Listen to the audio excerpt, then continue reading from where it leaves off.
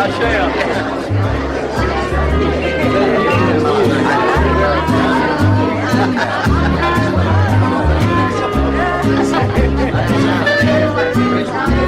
You can always sign up there.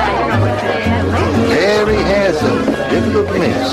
Who, the governor? No, Adam White. You didn't tell me that before. You didn't ask me. Well, is that him there? No, that's Robert Hugh Pace. And what about Mrs. White? Well, there isn't one. You didn't tell me that either. Does that matter? No, it doesn't. Miss Prentice. Adam, we've been looking all over for you, boy. And I for you. How do you do? I was looking around wondering which one you were. Mary dear, here I come. Let's go get you something to drink. All right.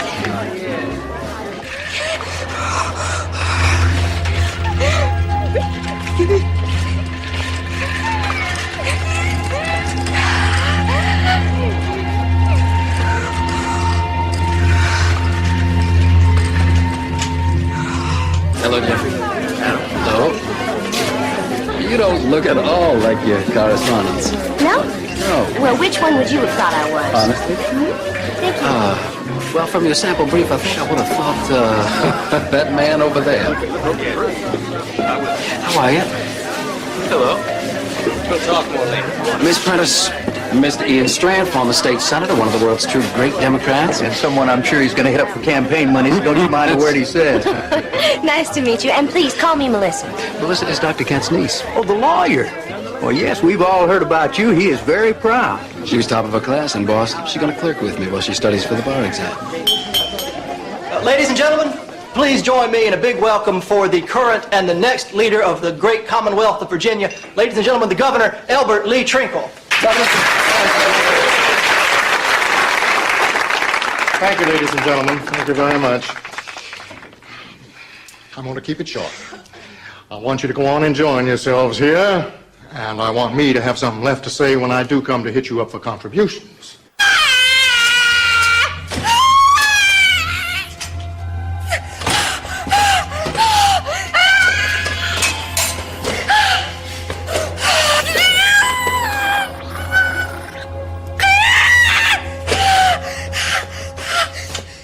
We have the Great War behind us and only greatness before us. There's opportunity out there, and it's our duty to see it and take hold of it and better ourselves with it. We're here tonight together because we believe in progress. We believe that through social progress we can perfect our society. We believe that through economic progress we can perfect our commerce and industry. We believe that through scientific progress we can perfect even the human race itself. And my friends, any goal short of that is just not good enough for us here in the Commonwealth of Virginia. So I ask you all to raise your glasses with me, not just to this campaign, but to a whole new beginning. A new beginning each day, and a proud new beginning together. New beginning!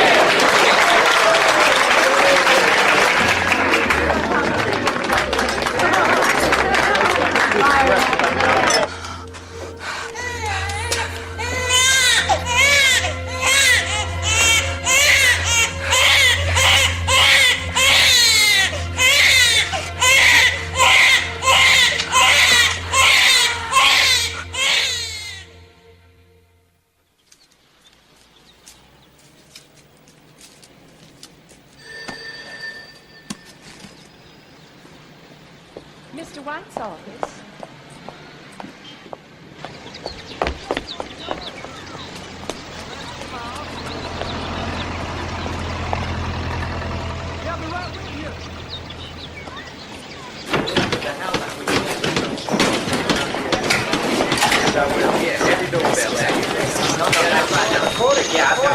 Melissa, which do you think?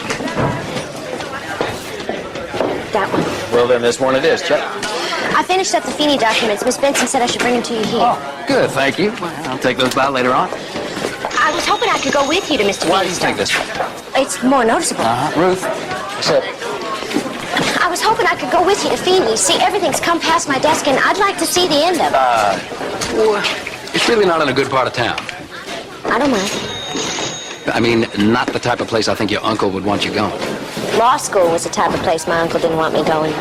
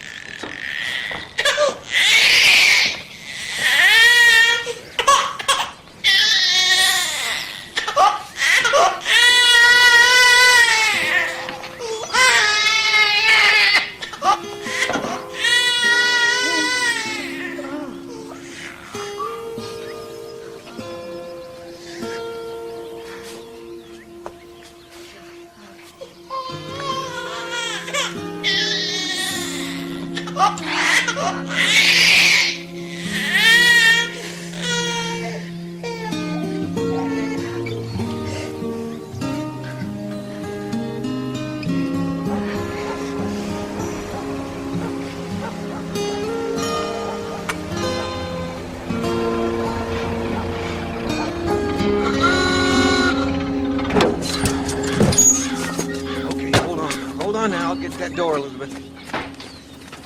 Look who I found on the road.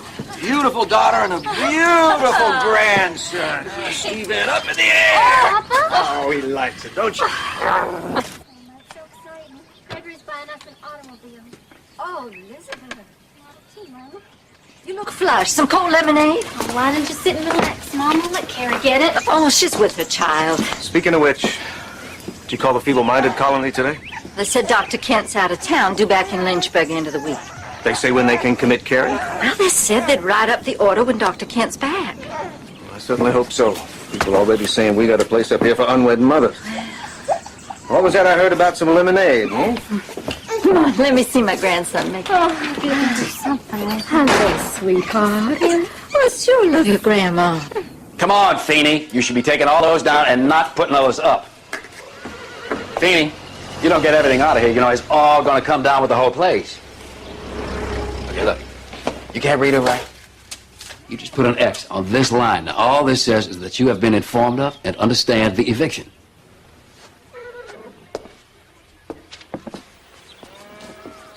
I understand how you feel, Mr. Feeney. No one likes it when these things happen. And no one is doing this to hurt you. It's just that the bank that owns this building is tearing it down. Like they're tearing down other buildings that they own.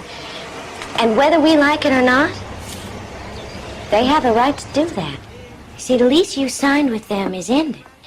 Now, either they're going to come in here and pull you out of the store, or you can walk out with your head up and get on with the rest of your life.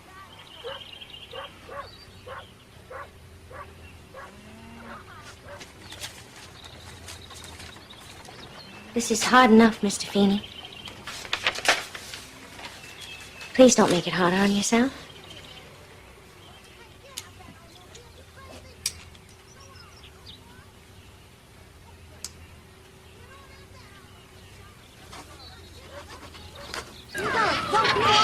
I'm impressed. Sad. How long has he been here? Forever. His father had the original lease. Well, the law's the law. Yes, it is.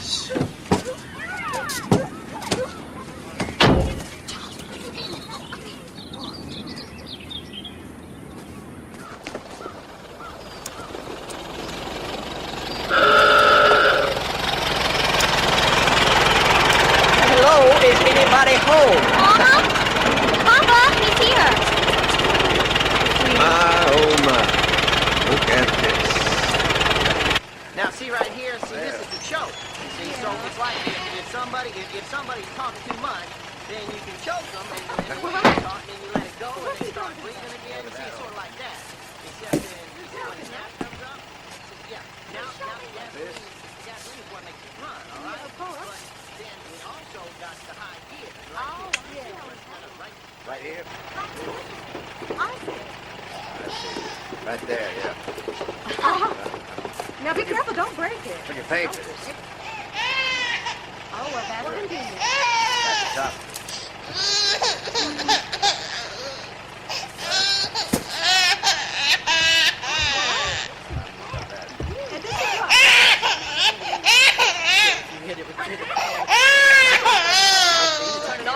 Go like this.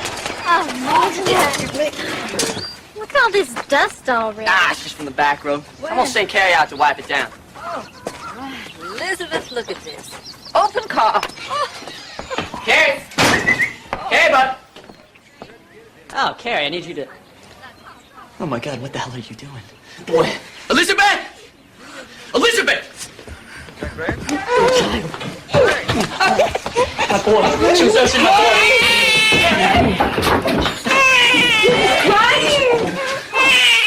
She's nursing my boy.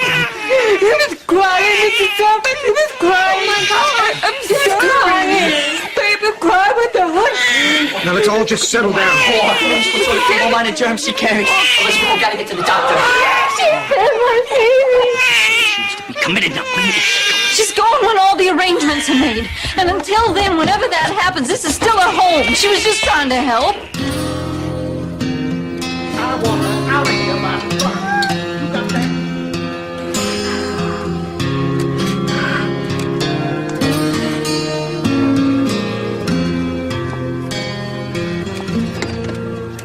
She'll be right out. You coming, Carrie? Saying her goodbye, I imagine. She does love that child. She'll be right down. Carrie! Oh. Well, doesn't she look pretty? Don't they both? Come on down, dear. Oh, you changed her again. Oh, she does look fine. Did she do to yourself again? Mama. You remember Miss Frederick, don't you?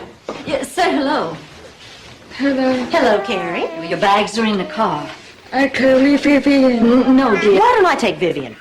No. Well, now, she's such a pretty child. Won't you let me hold her? Well, let the nice Miss Fredericks hold her. There now. My, what a little darling. Come on. Go on outside. We're going to let Miss Evans hold her for just a minute, and you and I are going to go say goodbye to Mr. Evans. Okay? Okay? Where'd you get that little outfit, Carrie? Now, Mrs. Evans is going to hold her for just a minute. We're going to go out here and say goodbye. Come on, Carrie. Come on now, Carrie. Carrie. Carrie. Bye-bye. Carrie.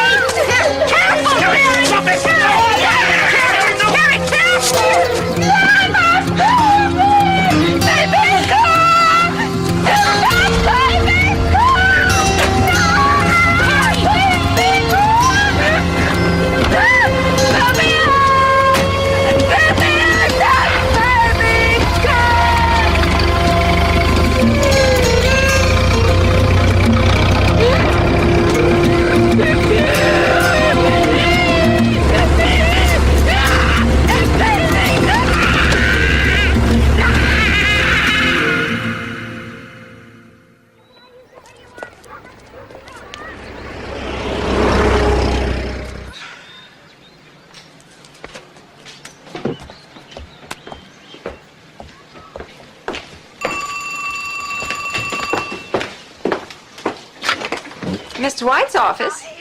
Just a moment, let me see if he's available. It's Miss Jane Talbot again. I'm sorry, he's with a client at the moment. Yes, I'll tell him. She said you promised to call her last week. You can't say she isn't persistent.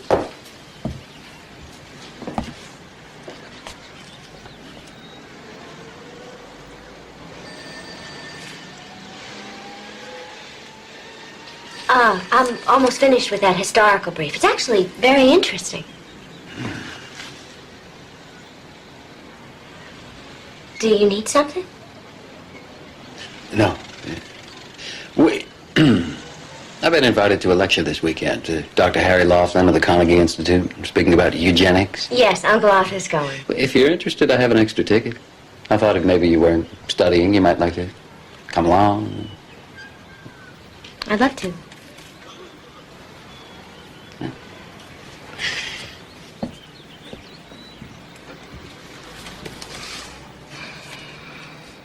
There are 10 to 15 million social inadequates out there. And it's not an exaggeration to say that your new law here is historic. If you'll allow me to project into the future. Enforcing the sexual sterilization of the feeble-minded will change the face of this country, and indeed the world. If all the other states would show the courage and the foresight that you Virginians have, by 1950 we could be sterilizing 200,000 a year. And by the turn of the century, we would have an America that would be free of insanity, feeble-mindedness, epilepsy, poverty, and most of its crime. Think of that, ladies and gentlemen. Think of it. There you are. My pleasure. Oh, hello, Jack. This is Mr. and Mrs. Barrows. The Barrows Sugar Company's my colleague. Hi. Melissa Prentice. Very nice to meet you. 8 to 10,000 feeble-minded in the state. Yes, but remember, most of them are roaming free out there. They need to be found and committed first. But what we have in our facilities right now, I'd say we do about 400 this year. I know you were sued a few years ago for sterilizing some inmates. Will this law help prevent future suits? I hope so, sir. Thank you, sir. Dr. Kent, I was hoping to have a word with you. Well, I would be honored, sir. Thank you. I know that this case was designed to keep you out of the courts, but it is the opinion of my colleagues and I that you need to get back into the courts as soon as possible. I don't understand. We need to have you sued again. What? We need a case that'll test this law right to the Supreme Court of the United States. What if it doesn't pass? We think it will. Justice Holmes is with us. And the Jew Brandeis is with Holmes. And Butler is the only Catholic. If the Supreme Court stamps its approval, all the other states can come on board. How exactly would we proceed? Very simply. You find a subject who touches on as many provisions of the law as possible. Ideally, someone with no religion or close friends or mentally sound relatives. Then you find a cooperative attorney to object to the sterilization, and then you appeal the case right up the ladder to Washington. Forgive me. If I'm the one being sued, what if we don't win? I have the full backing of the Carnegie Institute.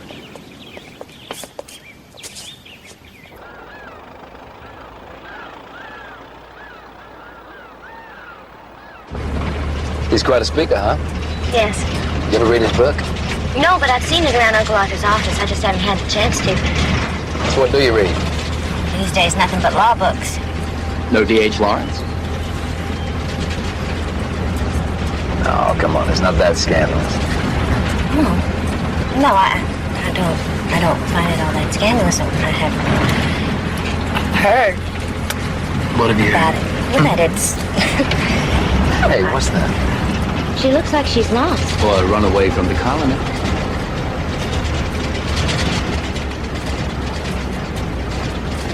Let me handle it.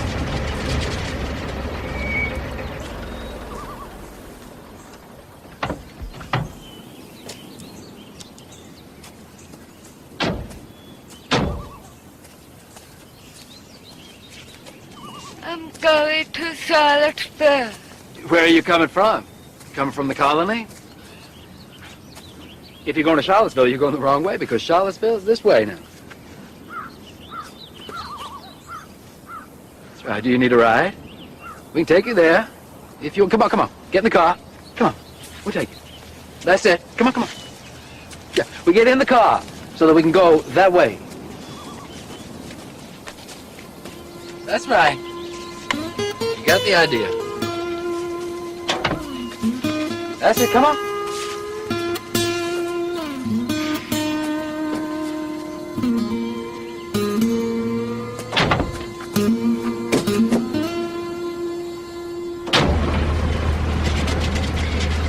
It's an awfully long walk to Charlottesville. Is that where you're from? What's in Charlottesville?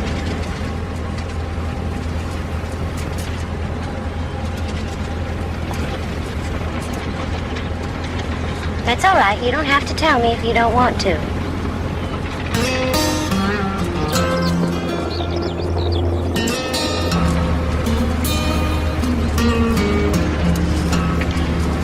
Do you want to tell me your name?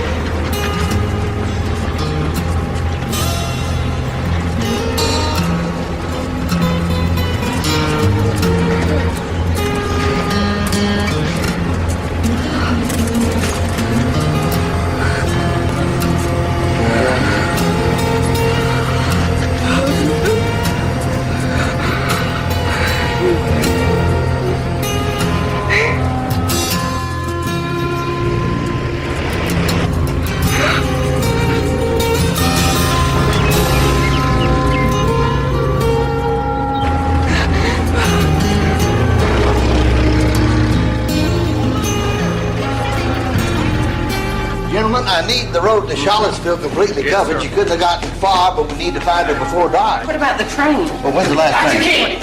Check the depot. They found her on her way to Charlottesville. Adam? She's all right. Do you know how much worry you put us through here? Take it to her ward. I'll be there in a minute. Gentlemen, I'm sorry I brought you down here for nothing, but I just had no idea.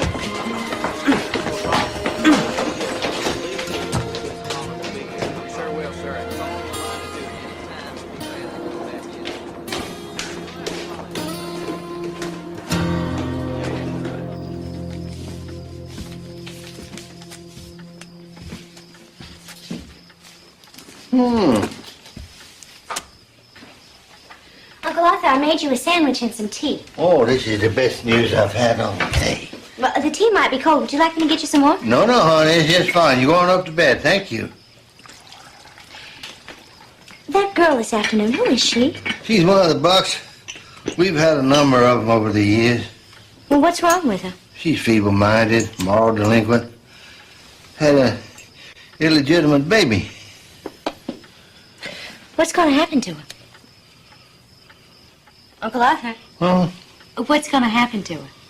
Well, I don't know, Melissa. I'll have to look into her case. All right, then. Good night. Oh, thank you.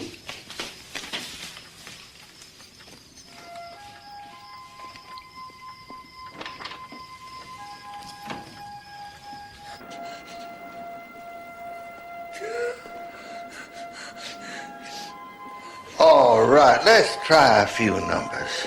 How about that? Let's do these backwards.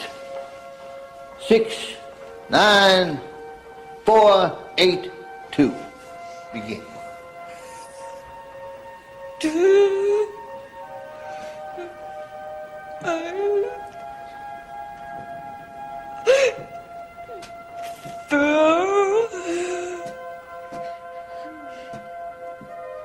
My dear Dr. Laughlin, she has sensual emotional reaction and is morally, economically, and socially inadequate.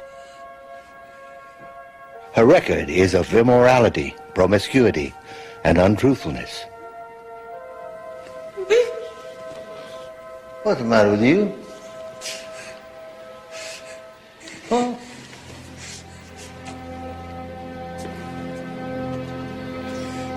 Do you want to be out with Mrs. Evans and your baby?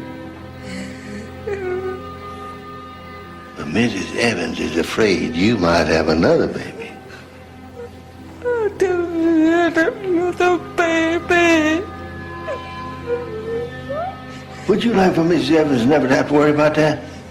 For you never to have to worry about having another baby? She belongs to that shiftless, ignorant, and worthless class of antisocial whites of the South. Would you like that? I want Pippin. Her name is Carrie Buck.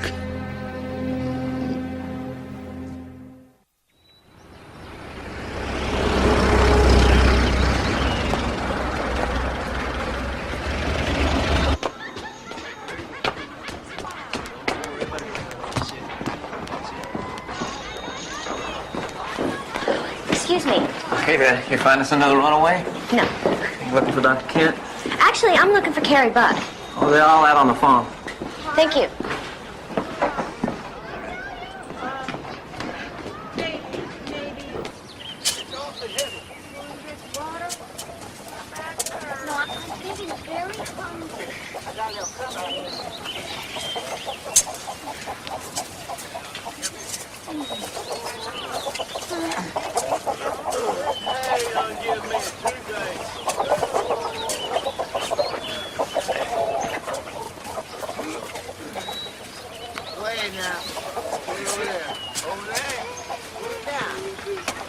Carrie? Carrie, what's wrong? Are you hurt? Should I go get Dr. Kent? What is it?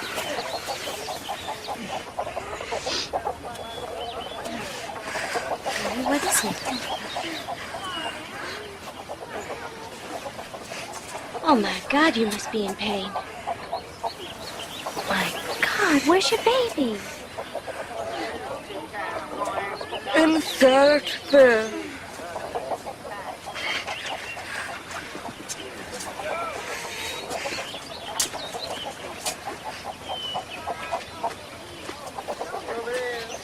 How can you have taken her away like that? The lactation will subside, Melissa, so will the pain. When? In a few days.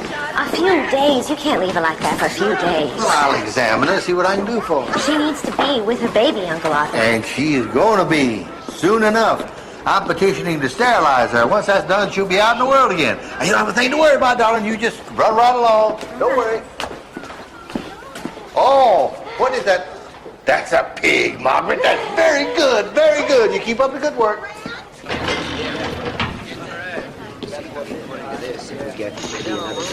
Hey, they said a pretty woman was waiting to see me. I was hoping it was you. Now, these have just come in. I got 15 minutes to make a decision. Which do you think? This one. Okay. I think you're right. Mind you, that troubled look doesn't go too well with it. Something the matter? I have to file these with the court by 5 o'clock. Yeah, well, so that's about, what, 3 hours from now? So that can't be what's on your mind. You don't have to tell me. I went by the colony on my way here and saw that girl that we picked up. When they committed her, they took her away from a baby she was nursing. And Uncle Arthur says he's going to keep her there until he sterilizes her. And, well, I just don't think she should be kept away from a child like that. And I was wondering if there was something we could do for her, some kind of legal provision somewhere. I'll tell you what, why don't we talk about it later? And, I'm sorry. No. I shouldn't have bothered her. No. I'll see you back at the office after court. Let me take you to dinner tonight. We'll talk about it then. You don't have to do that. Well, no, I don't. I want to.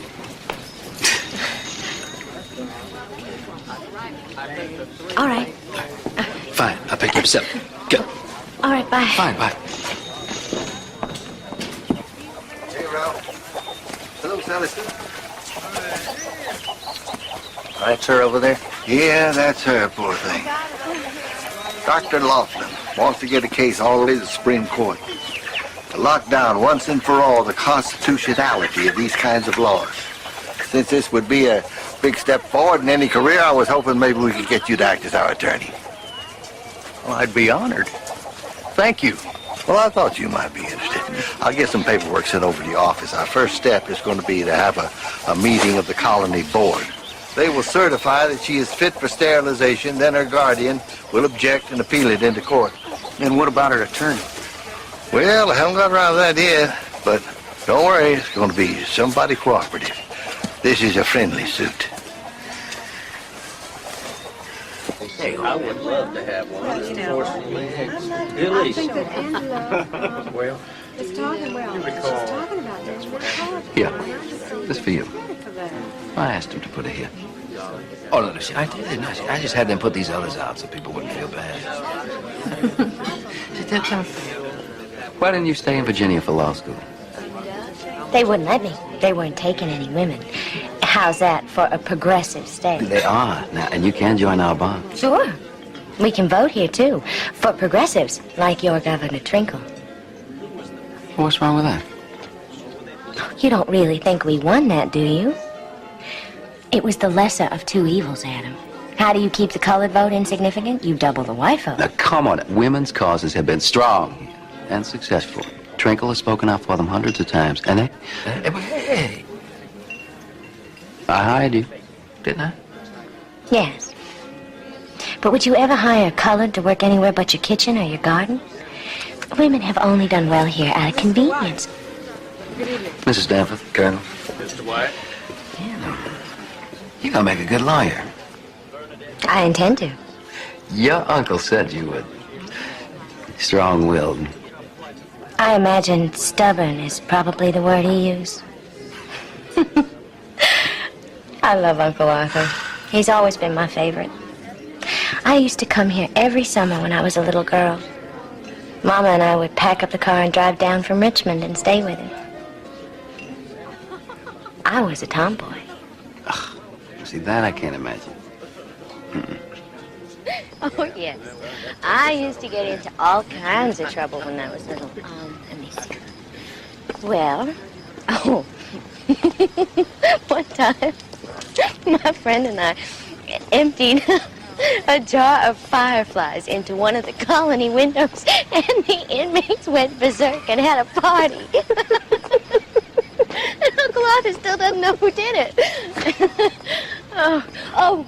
We used to steal old man Delaney's rowboat, and we would go catch catfish, and we would toss them alive into the windows of passing trains. Should have heard the screams. Oh, then we take the boat all the way down the river and go skinny dipping in the swimming hole. We used to steal that old boat, too? Yeah, I think everybody did. I think he left it there for us. I think you did. Is he still alive? Very much so. His boat is, too. Still see him out fishing, doesn't he? So what'd he say? To what? It's a nice night. Oh, you don't mean... Why, you bearing me?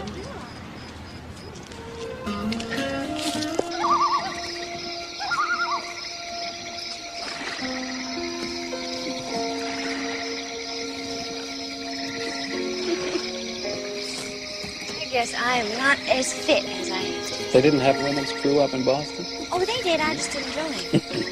Why don't you take one?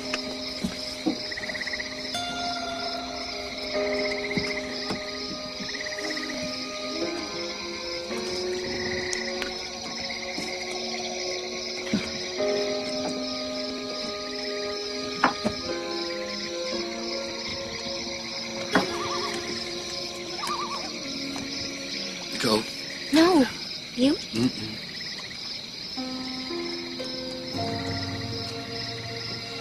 Actually, I am a little cold. Take my jacket.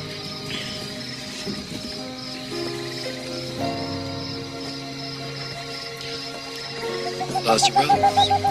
I must have left it on the dock.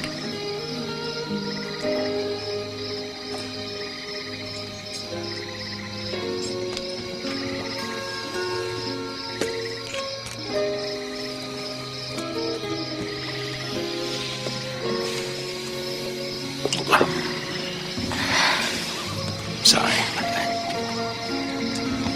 No, I shouldn't have. No.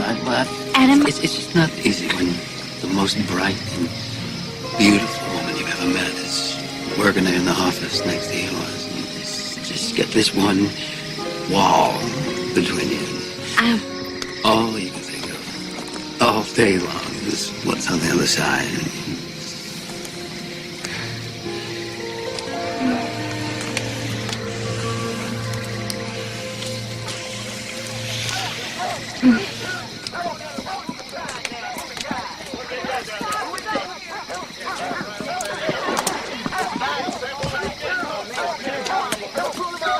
They got enough light?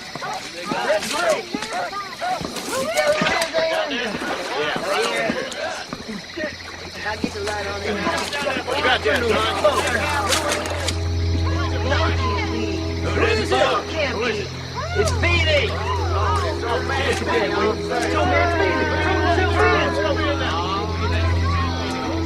Boys, take the body back to shore now.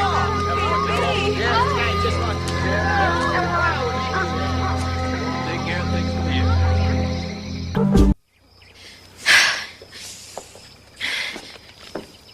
Here. Get this. Thank you.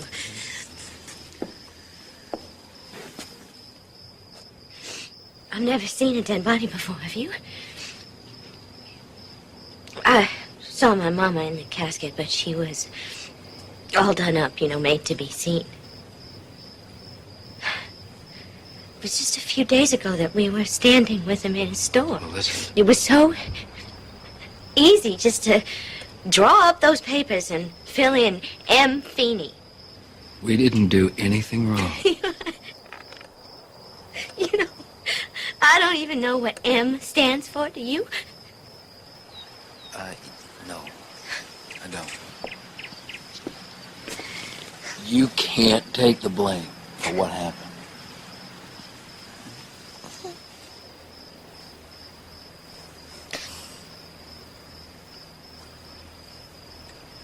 Adam, Uncle Arthur says they're going to have a hearing tomorrow about that girl Carrie's sterilization. Yeah. I want to go. Do you mind if I take the afternoon off? No, you go. Thanks.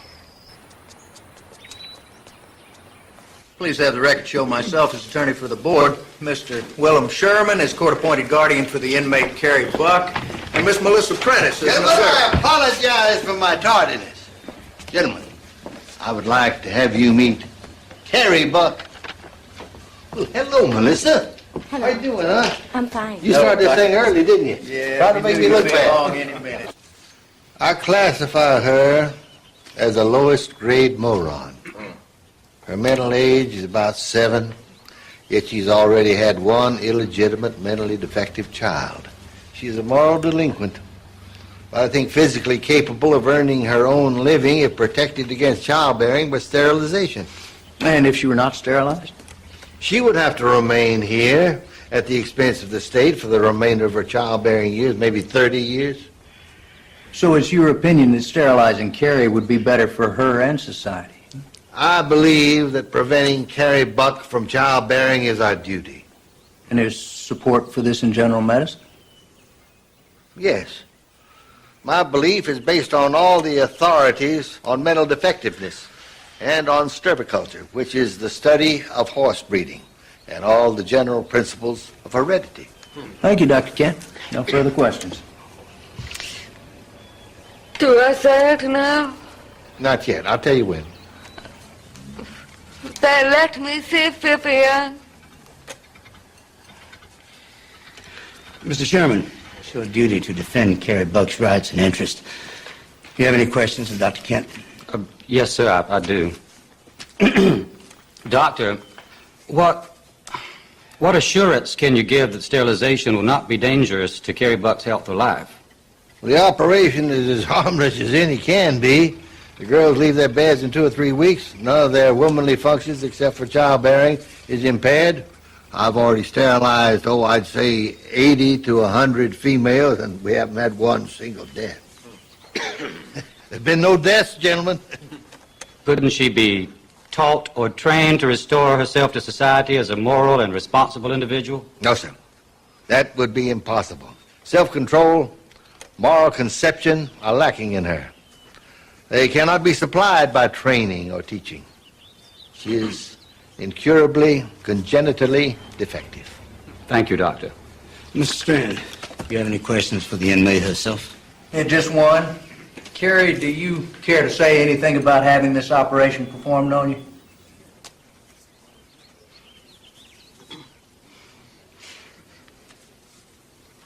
I do not. It is up to my people.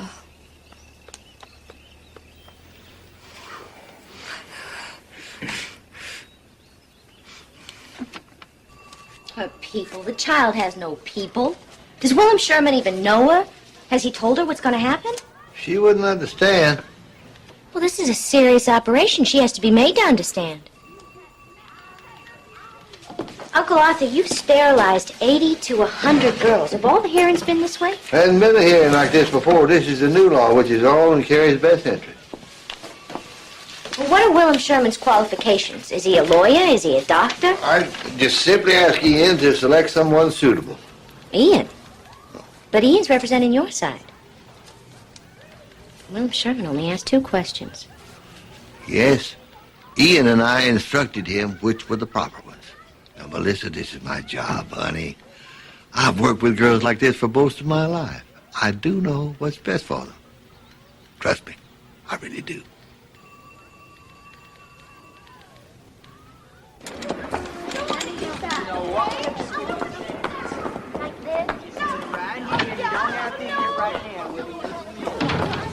Carrie? How are you? Are you still hurting? Did Dr. Kent give you a hot water bottle? They're going to let me see Vivian. Carrie, they're only going to let you see Vivian after they give you an operation. Do you know what an operation is? They're going to cut into your body and make... They're going to change you, Carrie, forever. They're going to make it so that you can't have any more babies like Vivian. I think you should be able to see Vivian without having that done to you. And I want to help you. And who knows? Maybe someday you want to have other Vivians, and I think that should be your choice, too. Do you want me to help you, Carrie? I want to see Vivian. Baby. Okay.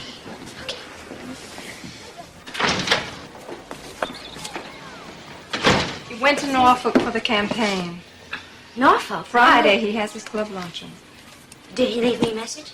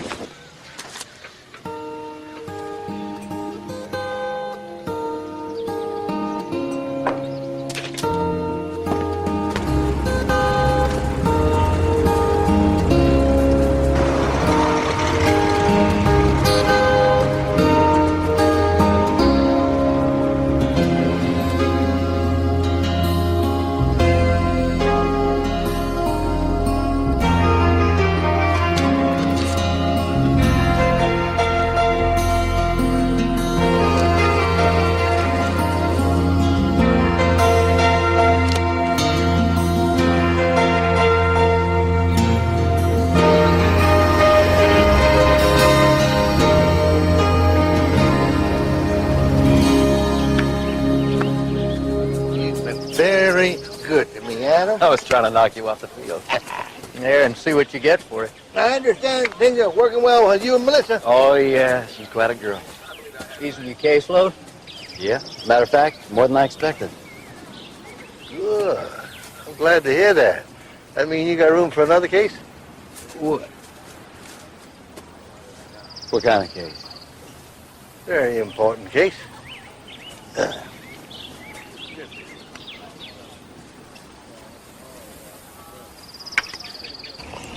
That's it. What you saw in Norfolk's exactly the same in Raleigh. Hey, let me call you right back. No, this is important now. I know it's important, but let me call you back. Bye-bye. Wondering where you were. There's a case that we need to get. My trip was great, thanks. I missed you, too.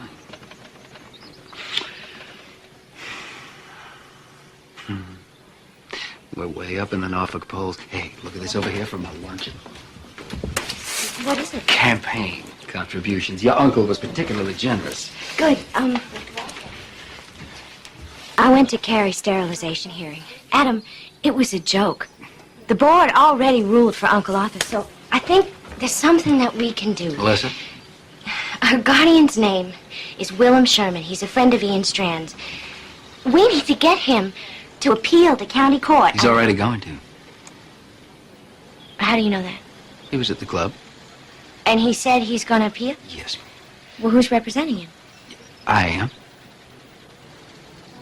Are you serious? Yes, he asked me, and I said I'd be happy to. Oh, but Adam, No, that's no, wonderful. listen to me now. I'm going to go Listen, start listen to getting me. things together.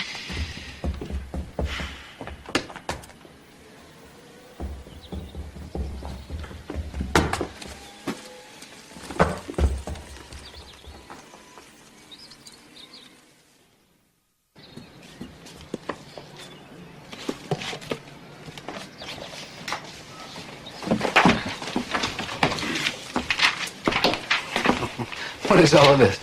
Hi, these are Carrie's papers. They just came in. Everything. Her medical records, the commitment proceedings, petitions. I even pulled some cases. Oh, you have the bar exam in a month.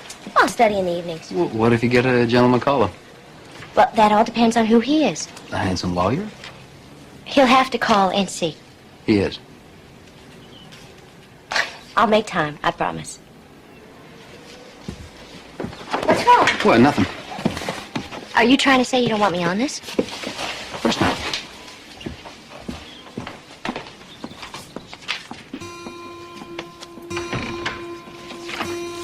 So there she is with the Evans family, doing just fine with the chores, thank you, for years and years, and she gets pregnant.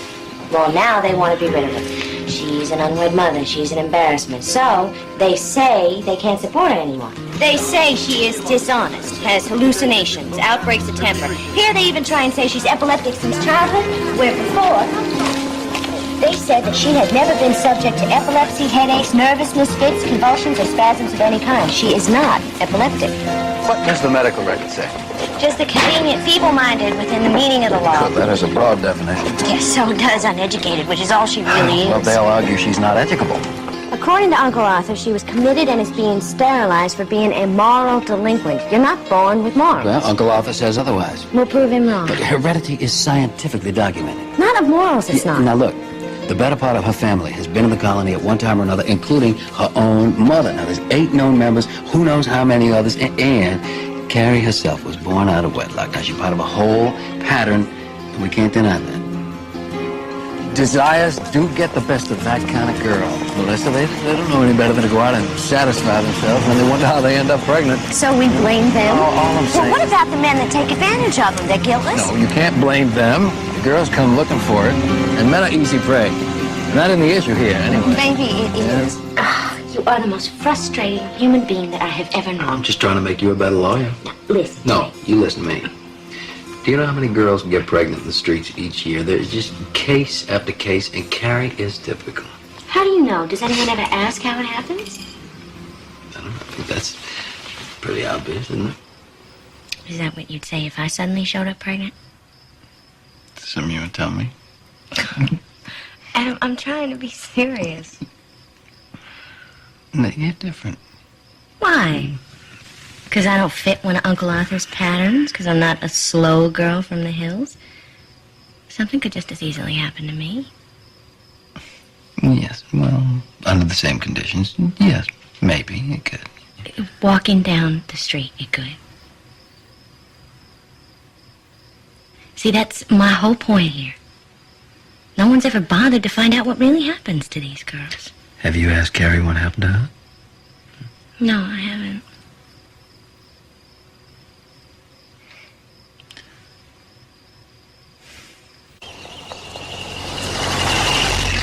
Dr. Kent has to authorize any leaves personally. He won't be back for another 2 days. Yes, I know. I just took him to the train station. Well, then you know I can't let her out, don't you? I'm her attorney. I work with Mr. White, and I need to spend a few hours with her. Is there someplace I can talk to her completely undisturbed? Oh, I'm so tired, Sally. Just close the door and no one will bother you. Thank you.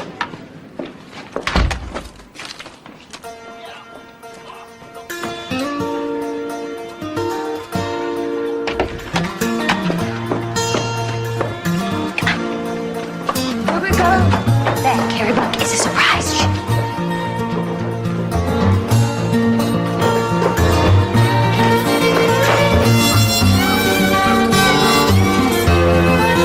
All right, now close your eyes. Are they shut? Cover them with your hands. Promise you can't see anything? I promise. No peeking now. No peeking. All right, you can look now.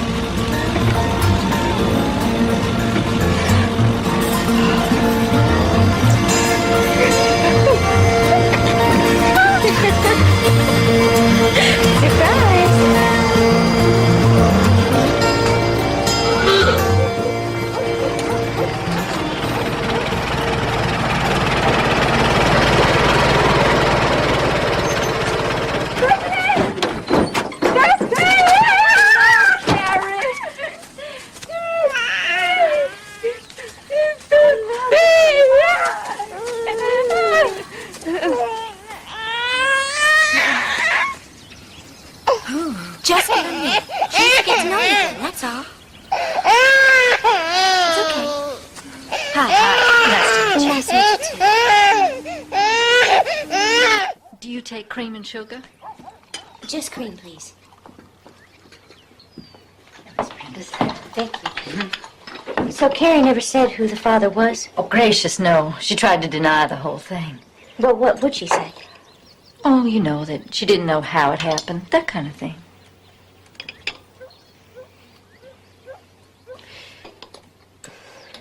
Do you think she might have been forced, Mrs. Evans? I suppose anything's possible, isn't it? But who's to know?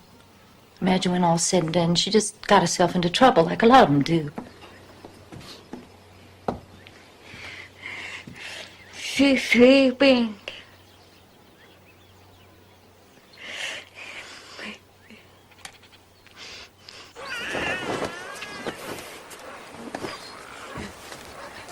This is my favorite place.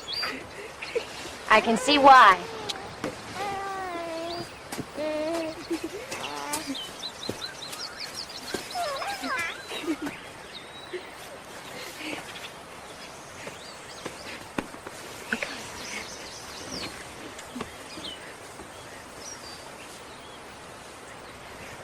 Did you make this for her, Carrie?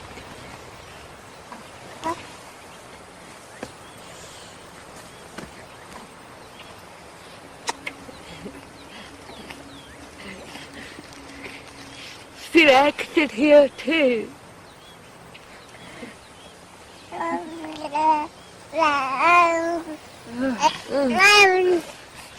She's hungry.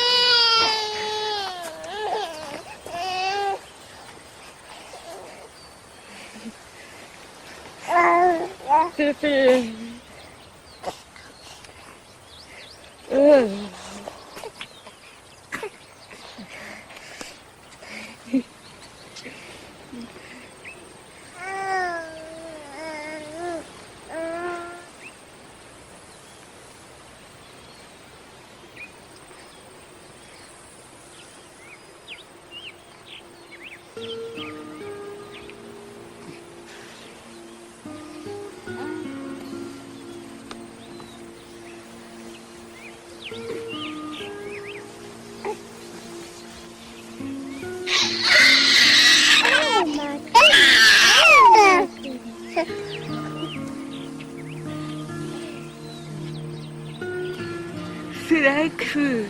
I'm glad.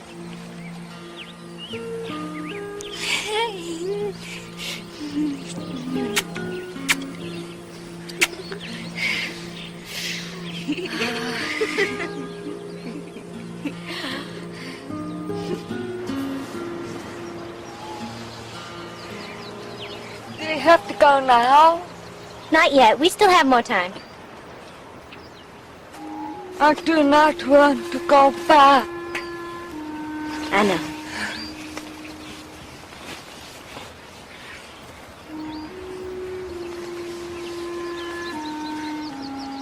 Why did you have a baby, Carrie?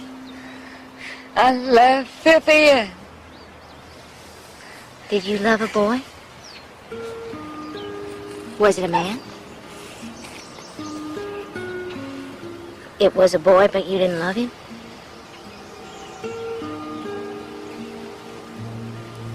What was his name, Carrie?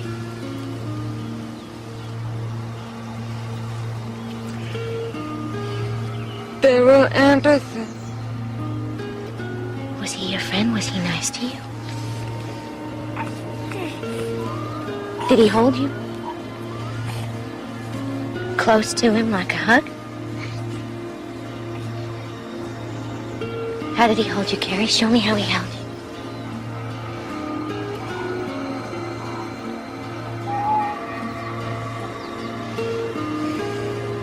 It's all right. You can show me.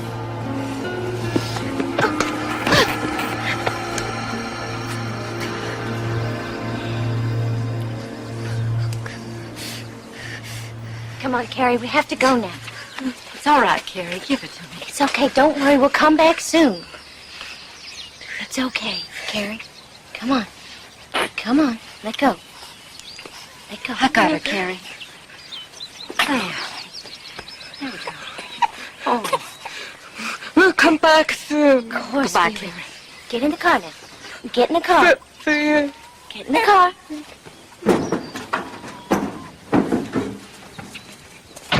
Miss Evans, who is Daryl Anderson? He's my nephew. He's my husband's nephew, his sister's son. Goodbye. Goodbye. Goodbye, Carrie. We'll come back soon. Vivian! Bye, Vivian! Bye-bye. Bye!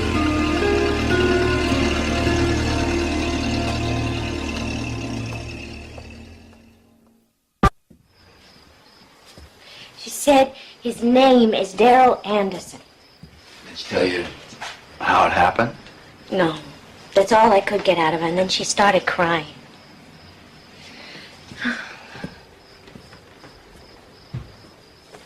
We need to find him. Look, we don't have any proof. We will if we find him. We have the word of a girl who isn't competent to testify. Well, then we'll get more out of her. Like what? Something. I don't know what. Something. And who do you think they're gonna believe? Adam, her only crime was having that baby, and she was raped. Look, I know Judge Henry, and he won't let us turn this into a rape trial. And even if we wanted to press charges, it's a separate case, and you know that.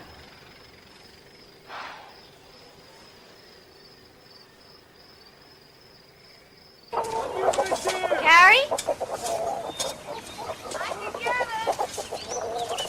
You're not supposed to touch those crates.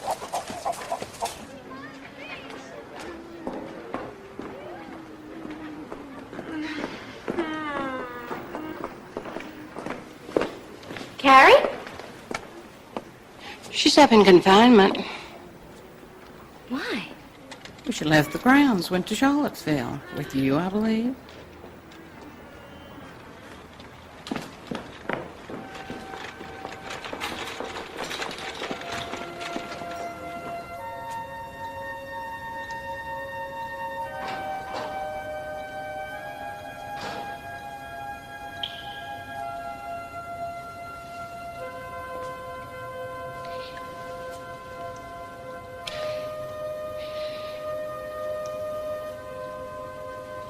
Carrie?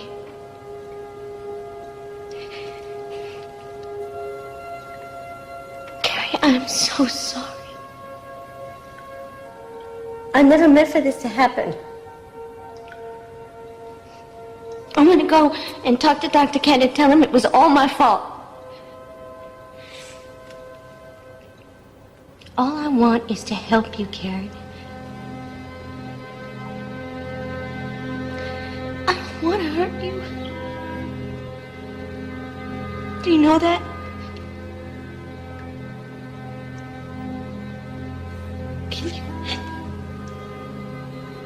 Can you please just tell me that you know that? This wasn't meant to happen.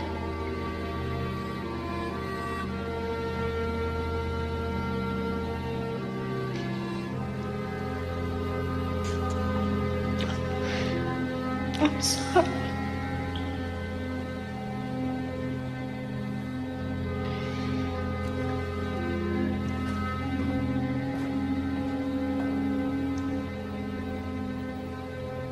If you're gonna confine someone, it should be me.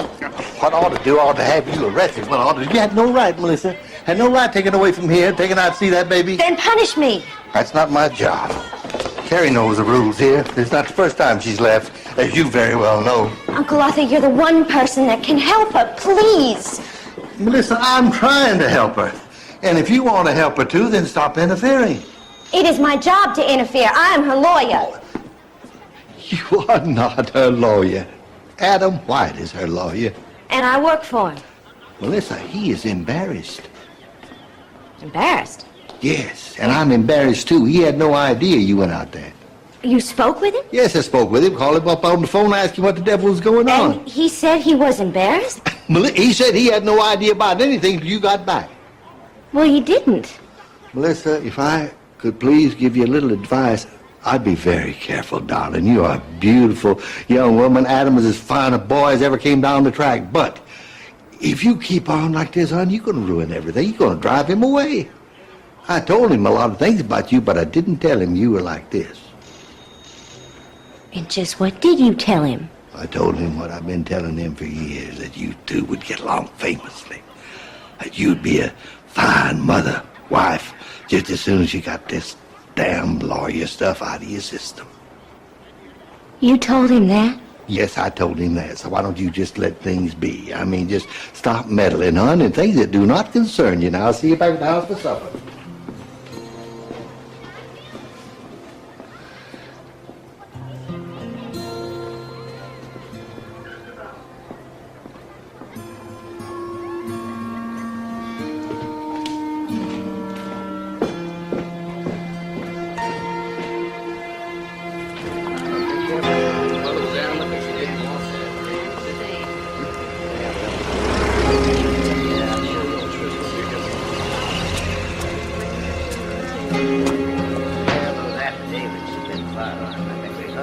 Good day, Miss Prentice. Good day, Miss Prentice. Anyway, I think we should go ahead and, let's go. Miss Prentice? Mrs. Evans? I am sorry if I... Well, I telephoned. They said you'd be back soon. Do you want to come in? No, my husband would... He's waiting for me on Main Street. Thinks I'm shopping. Mrs. Evans, what is it?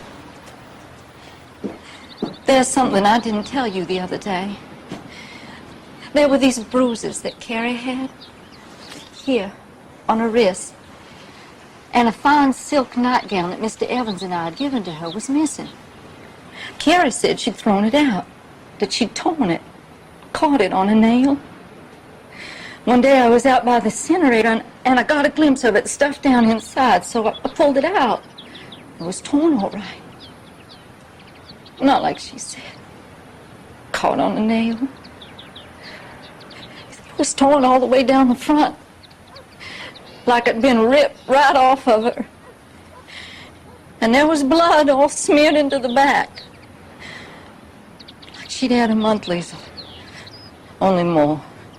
And, well, Dell Anderson was staying at our house at the time. Mrs. Evans, I need you to help me.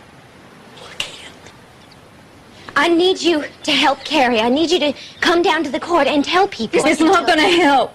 They're going to do it to her anyway. Don't you know that? They do it to all those girls. We can stop them. My husband said that if I ever told I thought a ghost gonna come to be Mrs. looking Evans, for me. please. You summoned me.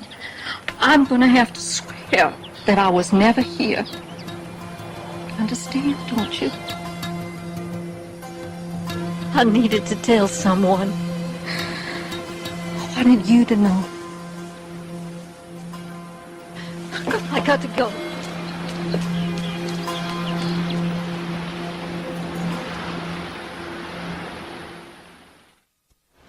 Certainly District 7 looks good. Hey, what do you think? You tell me. What, what's that? Ian Strand's witness list. They're going to call Harry H. Laughlin himself. Oh, yeah, I know. If you know, why didn't you tell me? Well, I just found out. Spoke to Ian. Adam, Mrs. Evans came by the office today. Oh, what for? She knew about the rape.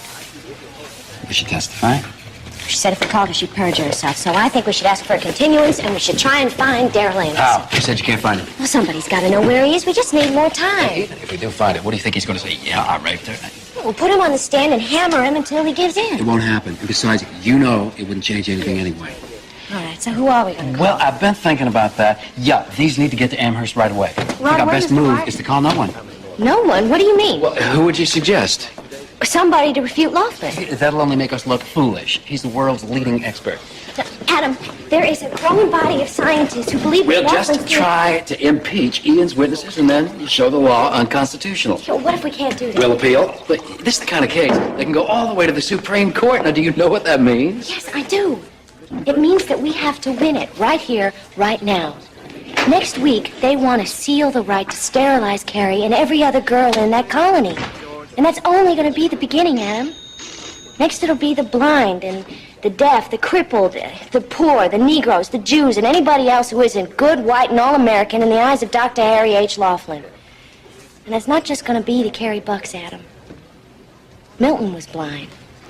Byron had a club foot. Beethoven was deaf. We need our own expert. Listen to me now.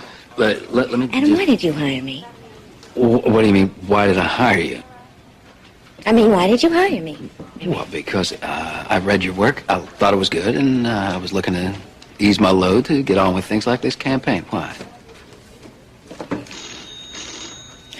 You call me in here and you ask my opinion on your hats and your flyers and your posters. Do you really care what I think about our case? Of course I do. Good. Then I think we need our own expert. And I'm going to go find us one. Bye.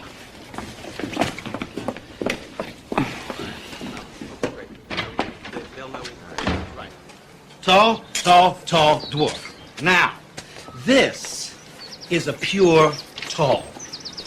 This is a pure dwarf.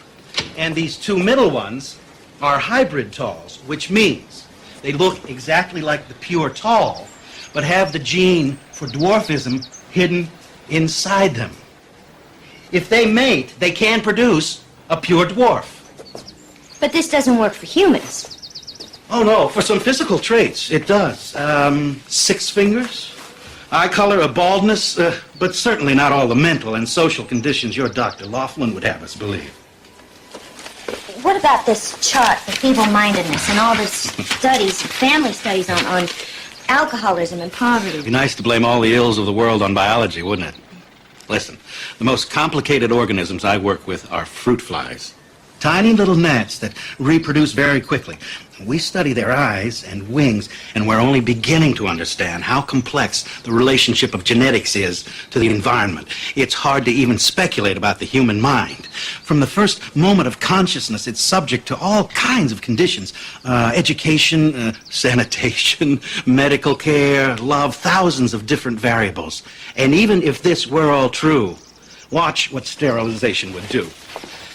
Let's change these little d's to F's for feeble-minded, and leave these big D's for, let's say, decent.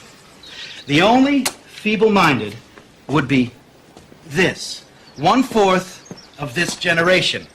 That's who'd be sterilized. But these other hybrids would still carry the feeble-minded gene, yet appear completely decent. You could sterilize every feeble-minded one But it would still take generations to see any meaningful reduction, and the gene itself would be impossible to eliminate. Unless, of course, he wants to sterilize them all.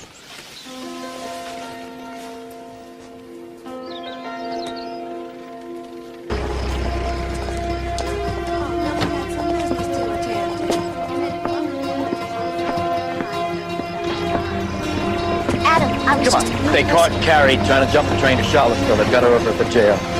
Yeah.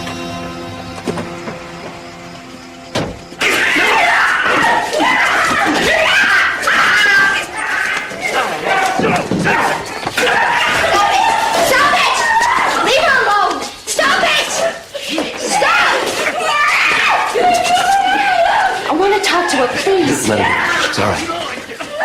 Let her do it. Thank you.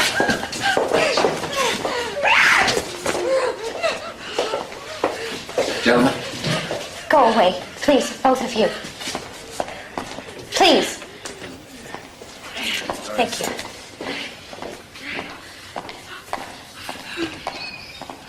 Carrie, may I come in? Carrie, are you hurt? I would like to come in if it's all right. But I won't unless you say I can.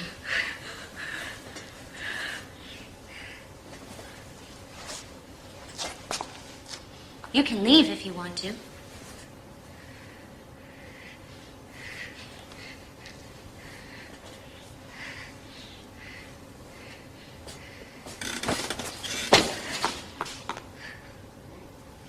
No. He won't stop you. No one here will stop you.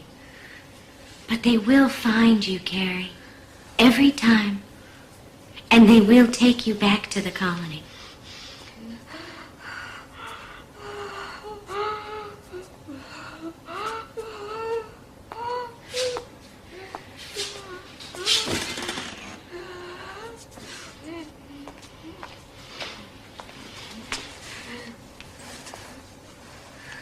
I want to help you to be free.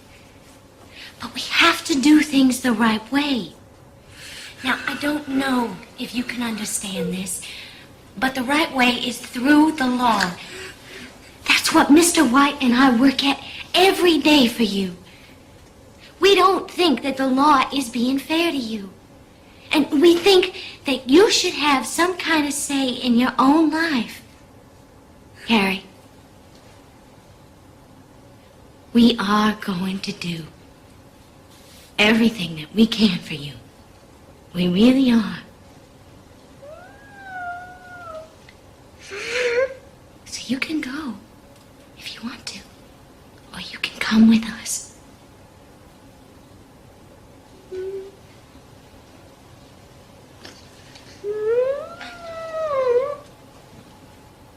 know you're hurt there.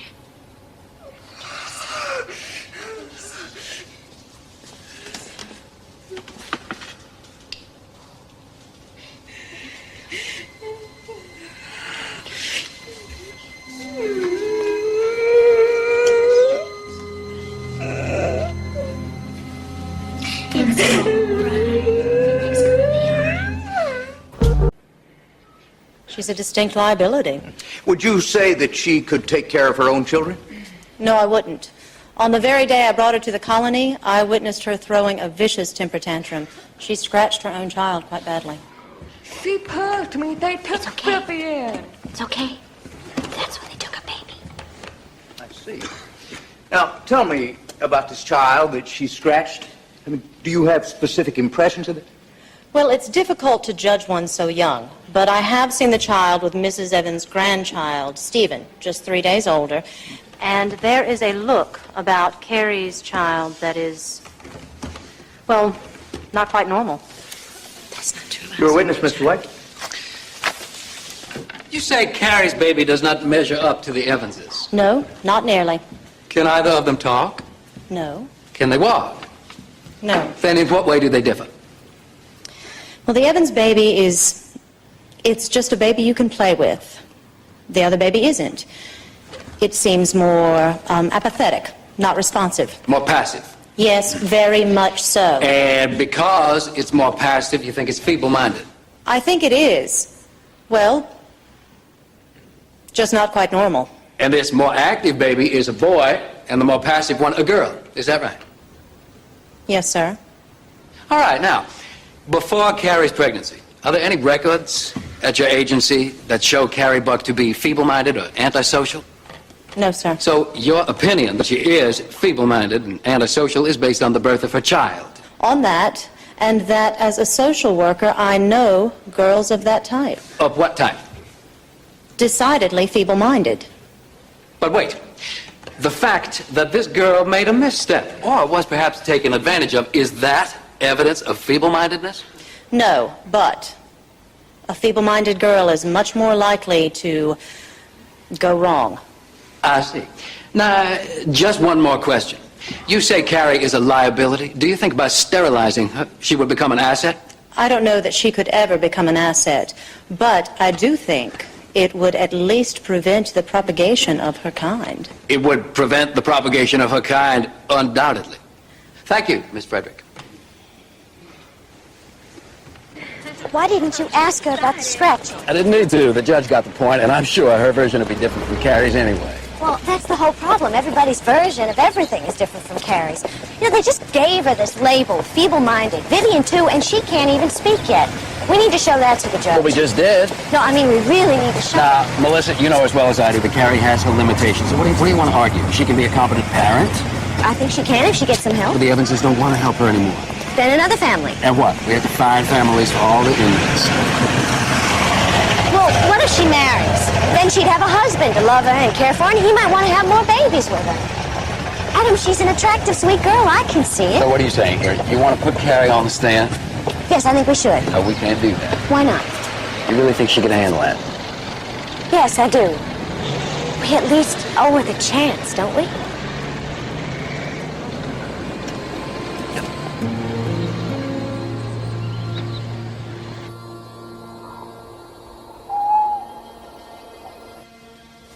My name is Carrie Buck. And where do you live? In the colony Well, where did you live before that? with Mrs. Evans. Now, I understand you have a baby. Is that right? You have a baby? Yes, sir. What's her name? Vivian. Where does your baby live? With Mrs. Evans. Oh, I see. So someone else is raising your baby for you? Who's Vivian's father? Carrie?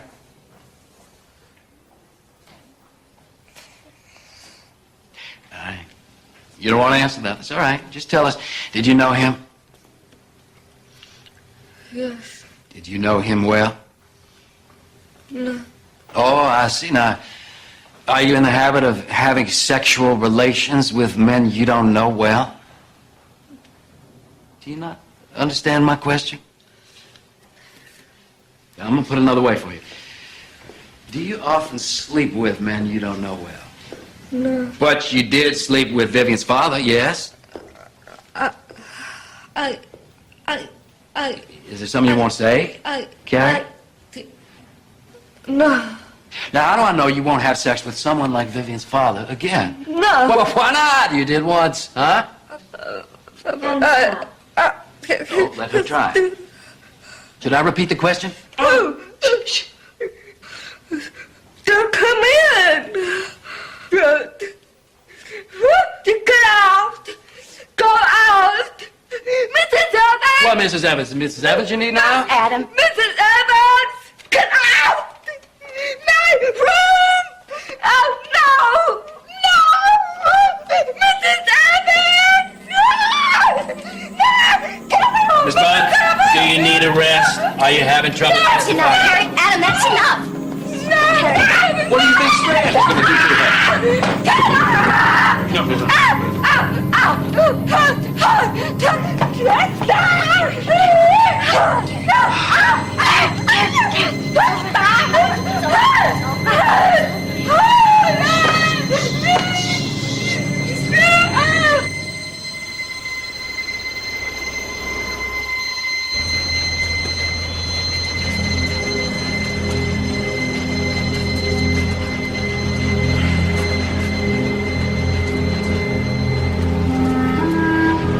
tomorrow they're going to call Dr. DeJarnett, Dr. Estabrook, Uncle Arthur, and Dr. Lawson. We need Professor Morgan.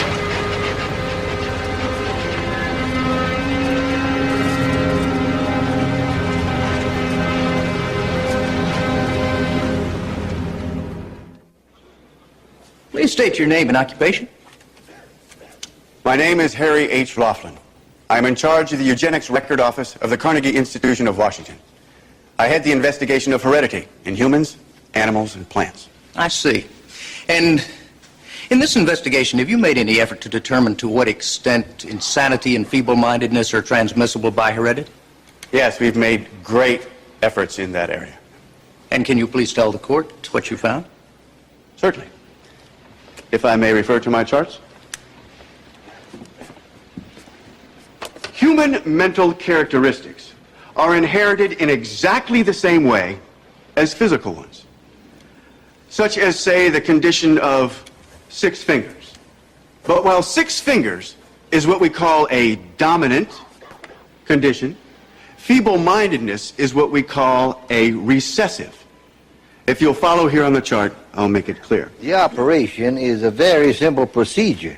It's just cutting the fallopian tubes and tying them back. Efficient in hospital stay, too.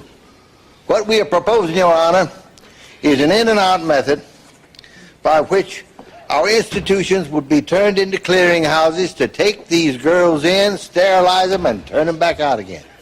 In a very short period of time, we could have the better part of them taken care of. So this operation is just a simple cut and tie with none of the ovaries removed? No, indeed, sir. That would be criminal. No further questions. Thank you, Your Honor. Mr. Strand? No questions, Your Honor. And no further witnesses. You may step down, Dr. Kent. Mr. White, do you wish to call any witnesses? No witnesses, Your Honor. Then I believe we just have some technical matters. We'll take a recess until 2 o'clock.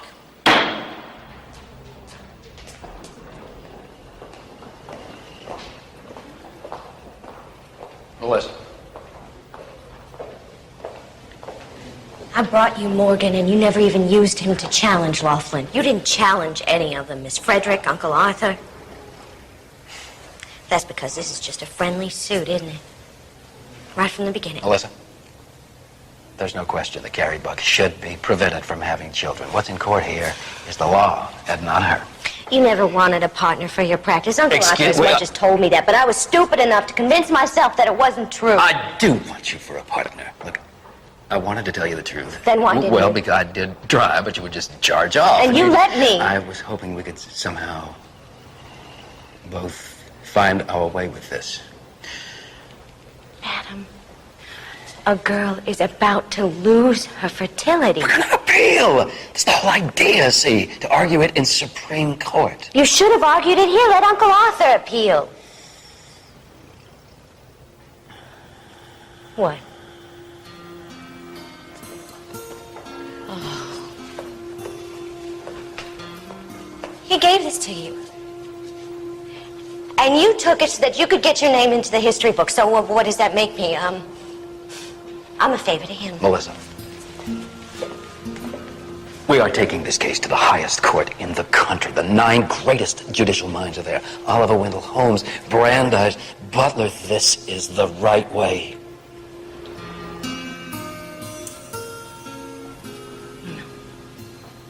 No, this is not the right way, and you know it. Withdraw. Pardon? Withdraw and show them that you're not as much of a pawn as you've made Carrie. Withdraw from the case.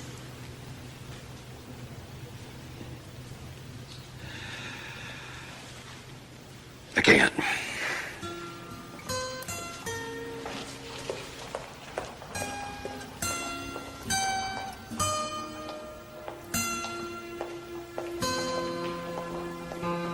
I have to go because I can't do anything for you here. Where are we going?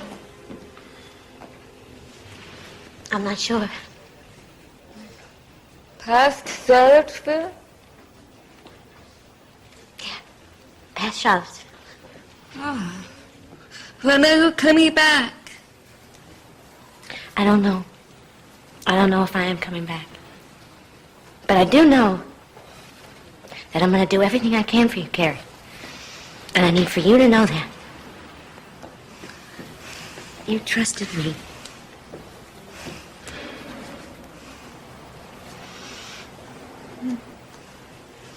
You're my friend.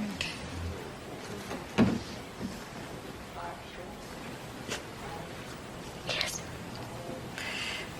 And you're my friend, Carrie Buck.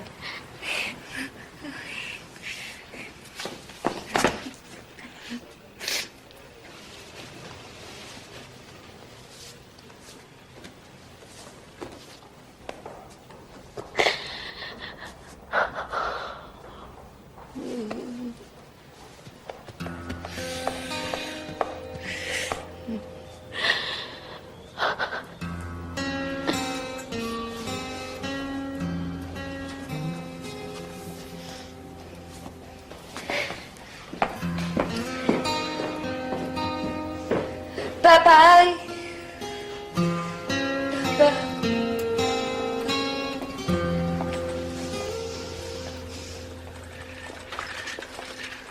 My friends, we have triumphed in the Supreme Court of the United States. Now these are the targets of sterilization. The feeble-minded, the insane and psychopathic, the delinquent, epileptics, drunkards, drug addicts, the diseased in any way, the blind, the deaf, the crippled and deformed, dependent, orphan, the homeless.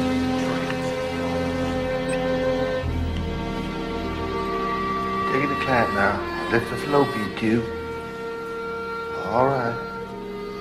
All right. Cut.